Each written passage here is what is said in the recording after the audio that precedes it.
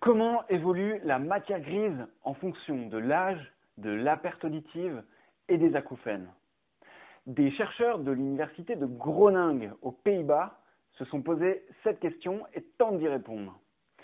Dans cette vidéo, je vous présente les découvertes intéressantes que nous révèle cette étude publiée en décembre dernier. C'est parti!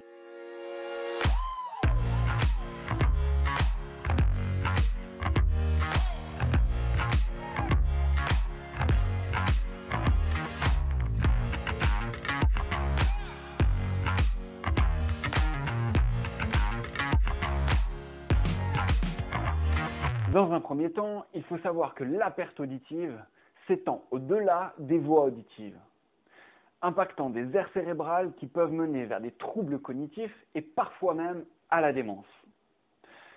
Il faut savoir aussi que les acouphènes coexistent bien souvent avec la perte auditive. De plus, dans plusieurs études, il a été rapporté que les acouphènes ont un impact négatif sur le fonctionnement cognitif. Mais ce n'est peut-être plus si vrai que ça. Explication. Cette étude a été réalisée chez 89 participants. Les personnes ayant une perte auditive et des acouphènes, les personnes ayant uniquement une perte auditive et les personnes ayant ni perte auditive ni acouphènes. Les chercheurs ont mesuré le volume de la matière grise ainsi que sa surface mesurée par IRM. Pour rappel, un volume de matière grise élevé est associé à un fonctionnement cognitif meilleur que quand ce volume de matière grise est moindre. On parle alors d'atrophie cérébrale qui peut engendrer un déclin cognitif. Quels ont été les résultats de cette étude? Sont-ils les mêmes que dans la majorité des études précédentes qui confirment que les acouphènes ont un impact négatif sur le fonctionnement cognitif? Ou bien ceci n'est pas confirmé?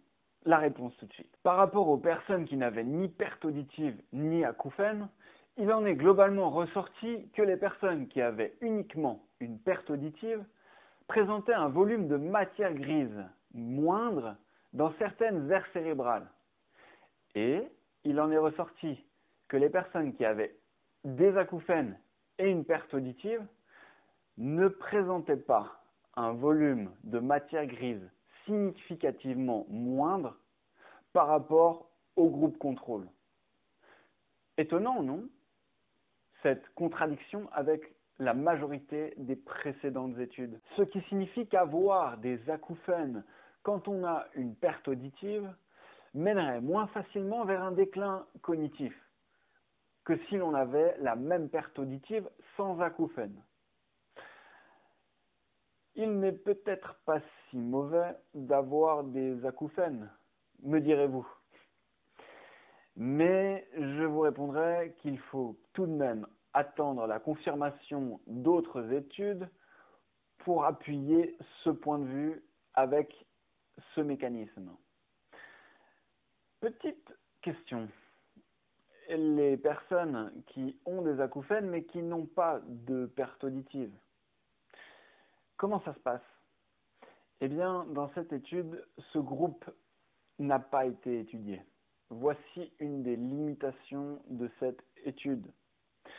De plus, il n'a pas été testé de groupe ayant des aides auditives pour compenser la perte auditive, ni des masqueurs d'acouphènes, par exemple, pour les personnes ayant des acouphènes. On peut alors se demander quels auraient été les résultats.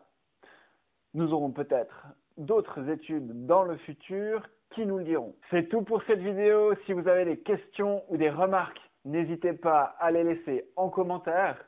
De plus, abonnez-vous sans attendre juste en bas à droite pour recevoir les notifications des nouvelles sorties sur notre chaîne YouTube qui a pour but de diffuser de l'information de qualité à propos des acouphènes. Visitez aussi notre site internet www.soignerlesacouphènes.com.